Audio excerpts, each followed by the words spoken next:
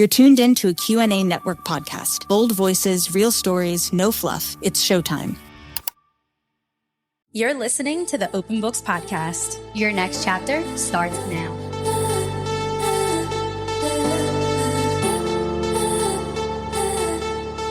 This podcast is brought to you by Q&A Network.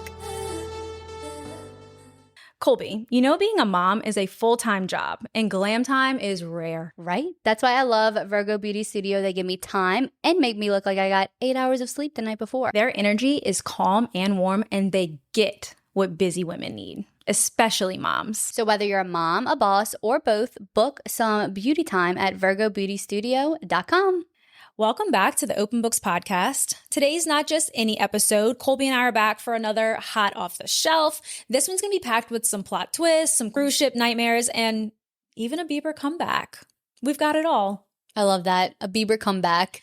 We have not had one of these episodes where we haven't talked about Justin Bieber. We're kind of obsessed. We're kind of upset. We are obsessed. We're kind of upset. This one is bringing it full circle because kind of like everything we've talked about him is like leading up to this moment. Leading to this moment. Yes. It's like all meant to be. Have a thought. I'm ready to hear it. Okay. Got it. Well, let's just get into it because there are 4 really big topics and we like to yap. Things to say. So we're going to go back to the villa. It all comes back to the villa. So Love Island USA season 7. Did it flop? Did it flop? Flop or not? We're going back to the villa. What's left of it? Love Island USA season 7 had some major shoes to fill after season 6 turned, some average people into icons. Actually, it really did. Side note, today, July 13th? Yeah. The new Love Island spinoff. Oh, it came out today. Yeah. Well, maybe our next hot off the shelf will talk. After the villa. Life beyond the villa. Yes, thank you. That's it. Something like that. So I'm excited because that kind of goes back to our roots. Our roots with Well, Love we Island can definitely USA. recap that on the next hot off the shelf. For sure. So this new season, I don't know. Was it giving us what it needed to give us? Are we asking it like, please just stop? Let's put a fork in it because we're done. Mm-hmm. So let's kind of like go through some of the things since the last episode. So let's just start with did it flop? Okay, kind of, yes. Yes. The last time we were here and we did our Love Island episode, I think we had like really high energy and high hopes for the season because, and it sounds silly, like it's just TV. However, when a show is this big, it's like a very like cultural moment, like Jersey Shore. Like that was like a moment in time. And that's what last season of US was. So I think it was like a lot of build up to it and we had high hopes. We did. It's just, so heavily produced this season, I think because they really wanted to live up to that momentum that came very naturally with season 6, that it just felt very unnatural in season 7. And since the last time we've talked, so much has happened. I mean, at least 15 more episodes have come out. So it's hard to keep up with. It is. It's hard to keep up with the podcast world because so much is happening so fast. And so much changes. And that's also what's hard to talk about the show on social media because you could feel one way the night of the one episode and the next episode you could feel completely different because so many things happen, so many things change. And you also have to remember that we're seeing 1 hour out of their 24 hours. Right. So it's really, it's tough to talk about because your decisions change. So, I mean, your opinions change so much. But as far as did it flop, in comparison to season 6, yes. I think it's due to a lot of things, but it just wasn't like a magic cast that just meshed well together. And it was so produced that it just didn't give. Wait, producer floppage is like producer what floppage. I've been seeing on TikTok. Wait, I've never seen that term. I don't know if floppage was on there. I might have just added a little flair on floppage, but like the producer side of it, the producer side of like adding to the flop, just like edits in general. So I don't know if you saw this. We probably shared this back and forth, but some of the conversations between cast members, Islanders, the way that the producers were editing it, like Clark would be in one bathing suit and in the same conversation or what was supposed to be the same conversation, she's now in a different color bathing suit, but it's the same day. I've seen that. What has happened? I know people were like, what? Like, this isn't even a real conversation that Clark and Taylor were having. And it makes it very hard to trust the show at that point because we're like, they're manipulating it to be what they want it to be. And we're forming opinions based off of what we see. And it's like, we don't even know if what we're seeing is true. And that's just why it's so heavily produced. I started watching. Have you ever watched Unreal it's on Netflix. Have you heard of it? I've heard of it. I started just because I was curious, because I saw a lot of people in the comments be like, you guys, this is how reality TV is. And we know that. We know it's produced. But I was interested to see like how the show presented it. And it's just crazy. It's like a parody of The Bachelor, I guess, or it's based off of what The Bachelor is and how it's produced. And it's insane to see what producers do behind the scenes to manipulate conversations, to manipulate feelings, to chop things. And they would get this one girl to say something and they'd be like, oh, put it with that conversation. So it looks like she's responding to something else. So you just have to keep that in mind. Well, this is like not off topic, but did you ever watch the Jerry Springer documentary? No. The producers, in the interviews in the documentary, they said like it was their job to hype up the people that came on the show to like get them to fight, because if they fought, that, you know, fighting got them more views, but it was their job to like antagonize them. Wow. That's scary and also kind of sad. It is sad. But it's like sad what people will do on the backside to make a good show. And I guess you sign up for it. You know that when you're going on to these shows that you could be portrayed one way that you might not actually feel like you're, you know, well, that's acting. why they say I'm getting a bad edit, because you could be a great person, and you still get a bad edit. I know, and it's hard because it's like, is it a bad edit or is it just you did say these things, but it's like if they're chopping it in a way to make it look like you're responding to something else, you don't know what you can trust.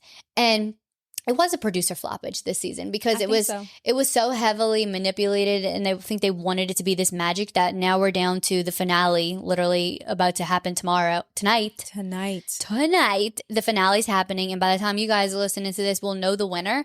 But at this point, there's no like solid couples. I mean, there's solid characters that I care about, but I don't really care who wins. Whereas last season, it was like you loved Janae and Kenny and Leah and Miguel and Serena and Cordell. It was like every single one of them, you just like, oh my God. And guess what? You see, like, who's going to win? Who's going to win? You love them all, and they're all still together. Like, it really was a magical season. And like you had mentioned, that it produced like icons. Like Leah Kateb is one of the biggest people in the US right now. She's like creating her own like empire, brands. I think she's working on like a fragrance, maybe I saw. Yeah. And she came out with brand deals with Google. Like these, that's why it sometimes feels silly. Like people who don't understand Love Island, like my husband, Matt, like he'll come in, why are you watching it? It's like, well, I'm like, it's a cultural thing though. Like everyone's talking about it. It's like Jersey Shore. It feels good to be so united with your country. Your fellow Americans. But yeah, like people like Leah Kateb come out with these huge brand deals that it's almost like impossible to find people who don't want to emulate that. So they come on this season like, I want to be the next Leah Kateb. And if you don't get that organically, it's very obvious. Okay, so I'm so glad you said that. So we have to talk about Nick and Andrea making their way back together, but also so many cast members knowing each other before going to the island. Yeah. It bothers me. It bothers me deeply. Because, and we talked about this in the last episode, and it turns out we were right.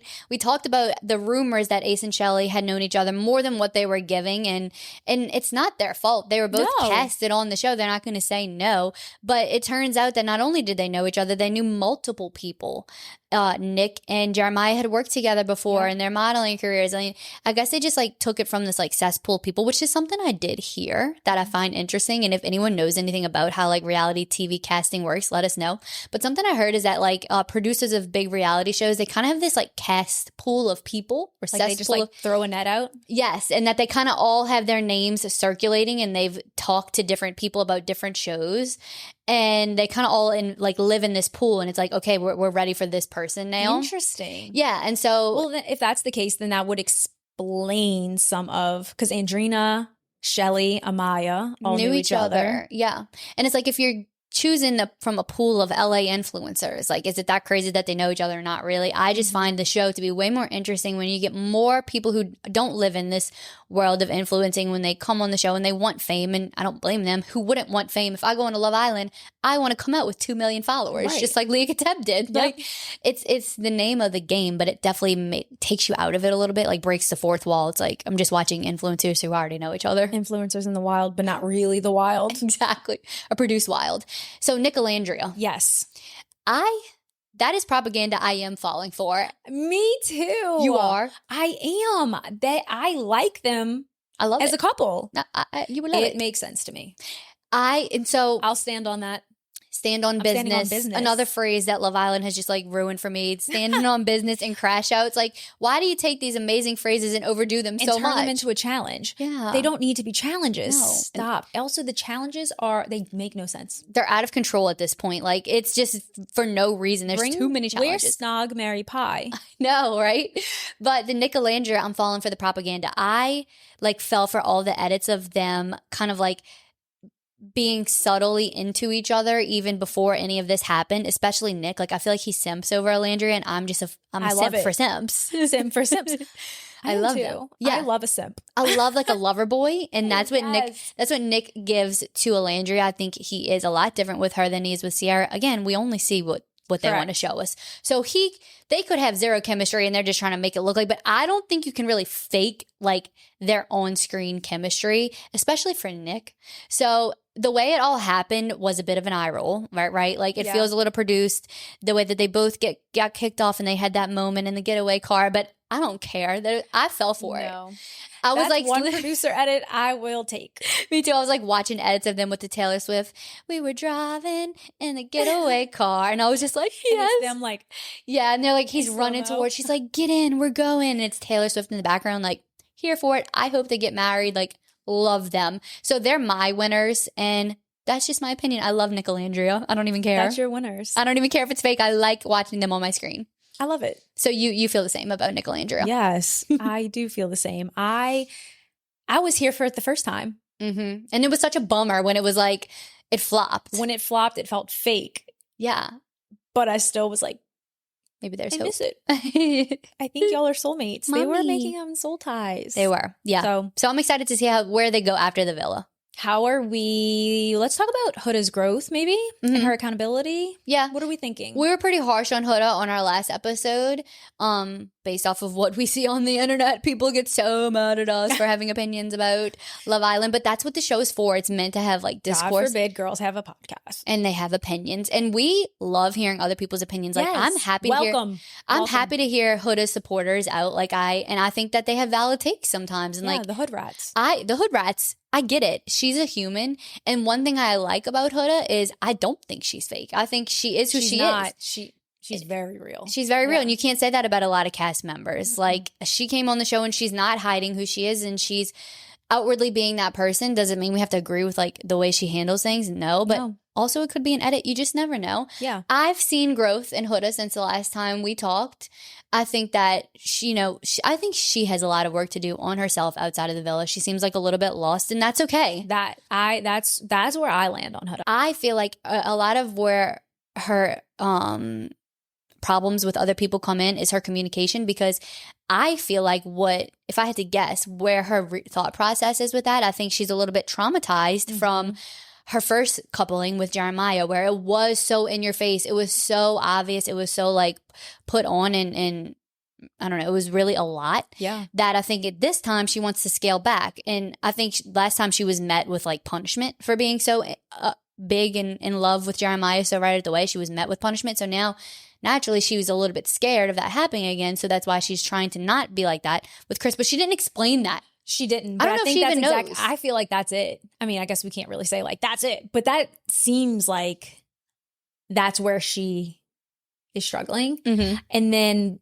where they were at family dinner and they were sharing their peaks and pits, highs and lows. Mm-hmm. And she had shared, this isn't verbatim, so this is kind of like the general takeaway. You know, she felt like her pit was the crash out. She felt like she didn't handle that well, which like accountability. Love that. Yeah. Her peak was, she said, like her time post Casa. And I think she was insinuating like her time with Chris. Right. And then Chris shared that his peaks, he was like, I have 2 peaks, no more than that. And it was playing basketball with the guys and seeing his family. No, not a Huda in sight. Not a Huda in sight. So I was kind of like, I did feel for her in that moment. I have moments where I feel for her. That's a bummer.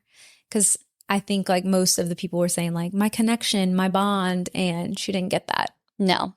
And she should take that for what it is, you know, and just go be with her daughter, heal from this. She's got the most followers out of anybody. So no matter what type of crash out she had, no matter how much people disagreed with her behavior, she's coming out on top. She's coming out on top. She's coming out with some some money because the Mami Mamacita is everywhere. So Huge. she's going to have to get that trademarked. It probably is already in the makings of getting it trademarked, like her team. 100%. Have you seen the AI Huda perfume ad? This company, y'all have to go look at this. This company has AI. Stop. You can go look at it on TikTok. It's ginormous. Millions of views. It's Huda. It looks just like her. She's like, y'all, you guys, my favorite perfume is this. And people have been buying this perfume and it's not her. Like, that's a lawsuit in itself. She needs to get her money from that. They're using her liking. I saw the the perfume, like people reviewing it like, oh, this is why Huda smells so good. But I haven't seen the AI one. That's crazy. It's an AI ad that is generating lots of sales. I'm like, she needs to get her coin when she comes out from that. Does. Nuts. Okay, Pepe and his types. His blondes. He loves a blondie. I love Pepe. He's definitely my fave boy on this whole season. I love him. So much. He's the best boy. King energy. He's very respectful. He's very honest. It is funny that like he's been with 3 blondes the whole time. And Alandria said that it's she's okay like to have a type. She's like, he's got his little type. And poor Hannah. Like, I think she was really hoping that her and Pepe would reunite at the end of this, and maybe they will, but he seems to really like Iris. And Iris Me together. too. They make sense. The girls on the Toast, Jackie and Claude, our girls, they were saying that Pepe, and you probably heard this too, like Pepe is the only, like he talks like a normal adult. Yes. He doesn't talk in type shit. Like, Jeremiah, the only word Jeremiah would say sometimes is shit. like type shit. It's like speak language. He actually has like conversation. I was like, oh, he actually does. It didn't register at the time, but yes, he's not saying things like crash out. Yes, exactly. He doesn't talk like us. Yeah, right. He doesn't speak TikTok like we do. We just speak in brain rot. But yeah, and he asks like valid questions. He's very caring. He's very honest. He was not afraid to swerve girls like Andrina, one of the most beautiful people you've ever seen. He swerved Huda, Andrina, Grayson. Andrina's like, I think we should get to know each other. He's like, respectfully no. Yeah. But he was very respectful. But we love that. We love that. Yeah, be honest and be real. And I'm excited to see what they do outside the villa too. Yeah, I love it. Yeah. So I guess we'll see who the winners are the next time we're on Hot Off the Shelf. I guess we'll talk about the winners. We'll talk about the winners, and probably the next time we're here talking about it, we'll have a little bit to go off of what's happened after everyone got out the villa and see what they do with their newfound fame. Yeah. Okay, so next Hot Off the Shelf topic is Justin Bieber dropped a new album. He called this album Swag. So this is very fresh. It came out so fresh, like a day or two ago. I've been listening on repeat because I really want to get a feel for it and like come up with my opinion. Obviously, I think we need a little bit more time with it. Mm-hmm. But I think it's even less about like the music and just the fact that he released an album is crazy. In light of like everything that's like been going on with him. I think that's why it's such like a wow moment, because he has been in heat for years now, honestly, but so much these past couple months, like we were saying in the beginning of the episode, we've talked about Justin Bieber and his crash outs, for lack of a better term, but a lot of people have been wondering, like, is JB okay?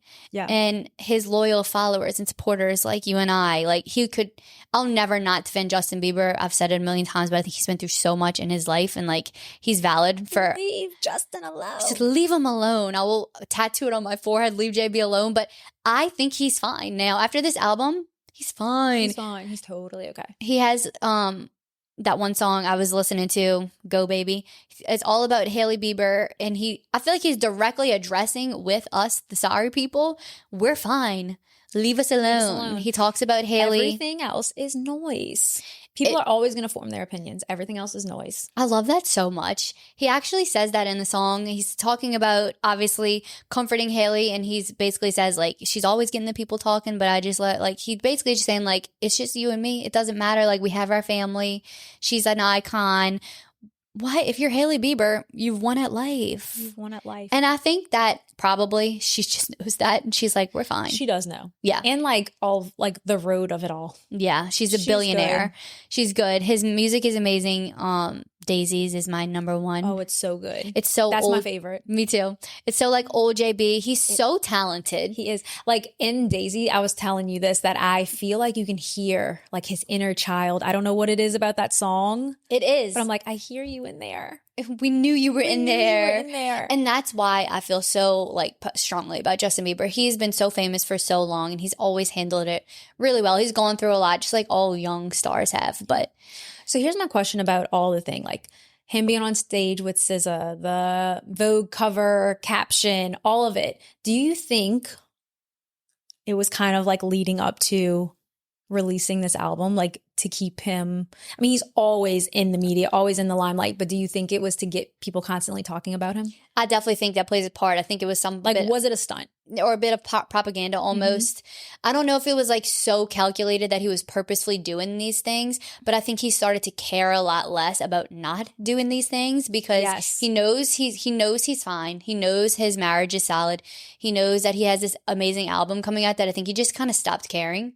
And just let it be. Yeah, like I don't know if because I thought about this a lot too, and I've seen people like talk about this. I don't know if he purposefully was like, I'm going to go on stage and dance with SZA to make people talk. I think he was just like, I'm going to go on stage and do what I want. I don't care. I don't care what an ugly rat thinks about me. Literally Justin's inner monologue.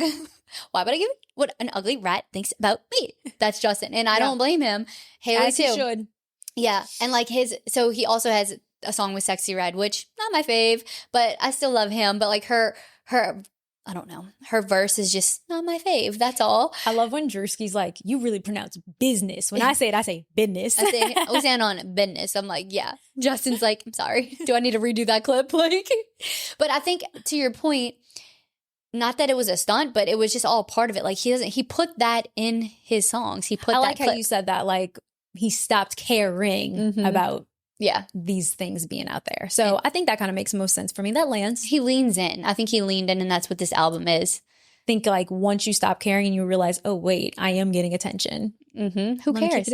And like you said, it's all. I think that's the biggest thing we could take from Justin Bieber. Yeah. Why would that's it? It doesn't matter. He's Justin Bieber. Let him.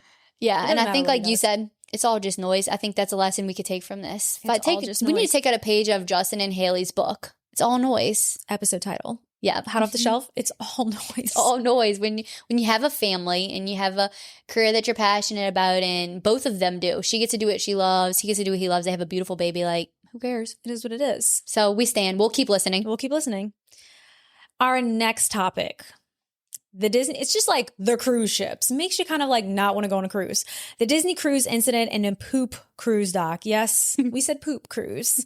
So horrifying news. I'm sure like it's been circulating everywhere. So I'm sure everyone's heard. A child fell off a Disney cruise ship recently and her dad like just full send jumped over. I think any parent would have done that in that moment. Like as scary as that is, like you're going in.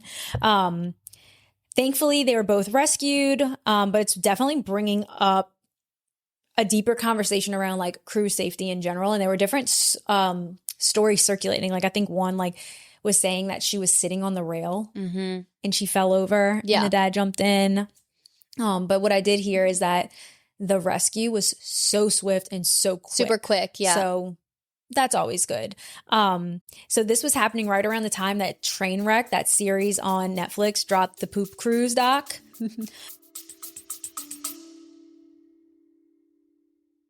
Want your business to be the next chapter on this podcast? We've got listeners who love a good story and great products. To advertise on our podcast, email us at openbooks@qananetwork.com. Let's make your brand the plot twist everyone talks about. It's so disgusting. Yeah. I cannot believe that this happened. So thousands of people were stranded in the Gulf of Mexico after a Carnival cruise ship lost power. Toilets stopped working. People were literally walking around in sewage. They were eating ketchup on buns, sleeping in tents. And then at one point in the documentary, one of the workers were just like, yeah, open bar. Like this will make people happy in the moment, which it did. And then fights started to break out. Yep. Just craziness. Like chaos. So now it's kind of like, cruise ships. Do I want to go on a cruise? Do I want to go on a cruise? Question mark? Like, I don't know. Okay. Where are we at with cruises? Where are we at with cruises? Yeah, it's been cruise heavy in the news. As far as like the dad, yes, he did what I would hope most dads would do. And that was very heroic of him. And it's actually a miracle that they were fine, because I don't think the little girl could swim, at least not very well. That's what I've heard that her mom was saying. But I didn't realize this, because I guess when you think just, okay, somebody falls off a cruise ship, like just go rescue them. Like what? They can paddle, like tread water for a little bit, but there's so much more that goes into it that I've learned from this Disney incident that like The cruise ship cannot just stop. It takes a lot more than that. They have to travel a little bit longer. If you're too close to a cruise ship while it's driving, you'll get sucked under by the propellers or whatever. So it's more than just getting out there. And, right. Yeah. So they did a great job with that. Very scary story, but thankfully it ended in a very nice way. I'm sure that Disney cruises have taken on a lot of responsibility with keeping everybody safe. So it is scary that it happened, but I guess anything can happen. So be prepared for whatever. Yeah, you have to be when you're with your kids around water. You just have to be. It's the scariest thing. I'm like, I hate it. I hate being around my water with my kids. No matter what, you just, no matter how much you think you're watching them, like you have to watch better. Intrusive thoughts just take over. Yes. I hate it. Me too. I actually hate it too. I actually hate it. But on a funnier note, the poop cruise thing, it's not funny what happened by any means. Like, I'm sure trauma, but it was insane to watch how that all happened. And it's like, where did the negligence go wrong? I'm sure that there was... that one lawyer was like, that cruise ship should have never been set to roll. And it did. And look what happened. But like, just poop in a bag. Like, they were being like, I get it. It's disgusting, but... what you gonna do? Like, if you gotta go, because the girls were like, I'm not pooping, like I'm gonna hold it. It's like, well, girl, you gotta do what you gotta do. We're all doing it. So and then I mean, everything backed up. That is definitely biohazard, by the way. Like, that's very unsafe to just be living amongst feces just out in the open like that. Yeah, I mean, people were like sleeping on like the Lido deck. It was just very it didn't feel like it was of this world. It didn't. That's the only way I could like. Yeah. I mean, you think you're going on vacation and then you're stranded. What a freaking nightmare! In open water, no AC, no AC. There's sewage and just nightmare backed up everywhere. Like, all I could think of was like, oh my gosh, what if like my little family and my baby like went on a cruise and that happened, and you're literally your baby and you're stranded completely. No. I hate that story. No. We're not doing it. The arms crossed. I was getting very serious about that conversation. Okay, what's next? Last topic we have is the Mormon Wives reunion. So Secret Lives of Mormon Wives season 2 aired. All the drama happened, and we did get a reunion on Hulu. So here's the scoop from the Secret Lives of Mormon Wives season 2 reunion. It was definitely a dramatic one. Jesse addressed the allegations of infidelity that had been swirling, teasing that more details will be revealed in season 3. So definitely a cliffhanger there. Demi was notably absent from the reunion, but her name did come up a lot, especially regarding some flirty texts with Marciano from Vanderpump Villa. Definitely some juicy crossover drama there, but on a more serious note, Connor opened up about his childhood trauma, and Layla shared her journey with body dysmorphia, adding some real depth and emotional layers to the reunion. So my overall thoughts around the reunion was that it just felt very like heavy, the whole thing. It was a very, very heavy reunion. Wasn't it? It was sad topics, just dark energy. I didn't like it. I almost stopped watching, honestly. I was like, this is kind of making me depressed. Yeah, and you know, I saw some negative feedback about Nick Viall hosting. Really? Some people didn't love him. I thought he did a okay job. I think he did a decent job. That's a lot of personalities to juggle. He also has a close relationship with a lot of those women because he has them on his podcast all the time. So I do think him as a host kind of made sense. People love to hate Nick Viall. They really do. I see criticism of him all the time, and I see criticism of him being the guy who always gets like the interviews with these big reality stars, but I don't mind People him. love to hate. I'm learning that. Period. It doesn't matter who you are. They love to hate anything that you do. And again, I think he just says it's all noise. Like, he's getting millions of views. Why would he not keep doing this? But I think he did an okay job. I mean, he definitely had like an awkward moment with Whitney. She kind of like expressed that she felt like targeted by him. But I mean, he's got to call out the behavior that makes you a good host. Like, to keep questioning, like, nothing's more infuriating than like those Love is Blind reunions when like the hosts give nothing. They don't ask follow-up questions. Like, you want to know more. They're just like, okay, next. They break the fourth wall. Yeah. Or they talk about themselves. Very weird. Very weird. So I think he did a good job. But yeah, it just felt heavy. Too. Like, all the topics were really dark. And these girls just shouldn't be friends. Like, they all hate each other. They don't respect and support each other. It's not a real group of friends. Like, I feel like they keep trying to like push that narrative. Not that like friends don't go through shit like that. Right. But I do think there's like a deep hatred for one another. Really? On a different level. Yeah. Like, it's a jealous, they have jealous nature. Taylor is just, I like Taylor. I love Taylor. I really enjoy watching her, but I think it's sad. Like, she needs to like I think being on TV is probably not healthy right now. I don't know. Her and Dakota just were like making me sad. I'm like, you guys really just need to like work this out. Like, it's just, you don't need to be doing this on TV. Right? It was all just sad. That's what I'm saying. Like, I like Taylor a lot, but they need to figure their life out. Who I really, really like? Connor. I like Connor a lot too.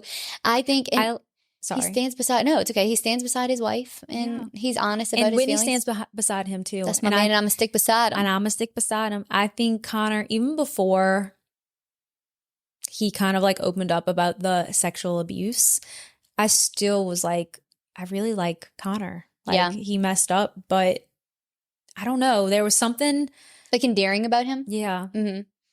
I felt that way about him in season 1 as well, but especially in season 2. Yes, there was just something about, and I think you can tell like the cast, I think, feels the same way about Connor. I don't know. The men, like, I like the men. I like the men. They're fine. Yeah. And I even, Jen's husband grew on me as well. Yes. But it's like, I agree. There's something very endearing about Connor. I like him too. And even the way they treated Jen, it's like, she might not be perfect, but she was really going through something, and just, she wasn't met with any grace from her friends. It was just a lot. It was a lot. I did feel bad for Jen too, because I think that was like a real episode spiral. Yeah. And I think it's like a crisis. Mm-hmm. Now, to wrap up about Demi and Jesse, like, Demi flopped this season. She did not come across in a good way. No matter what type of edit she got, she just it wasn't a good look. I loved her so much in season 1. I know. Like, I was such a Demi stan. Me too. But I think she just let the success of the show get in her head. I agree completely. And that's just what it was. It's like, you can't understand she had like obligations to go to Disney World or whatever, but it's surely they need to have that in their contract. She have to come to the reunion. You can't cause all this drama on the season and then have, not be there to speak on it. And I think fans would have loved to see her. Yeah. I wanted to see her. Yeah, it just makes it felt like a cop out. And that's just where I stand with that. Totally. And then the Jessie thing, like, okay, girl, give us nothing. Like, did you cheat on your husband or not? Like, she wouldn't say it. I guess contractually, maybe they need to talk about it in season 3, but I'm bored of it. Yeah, I'm bored.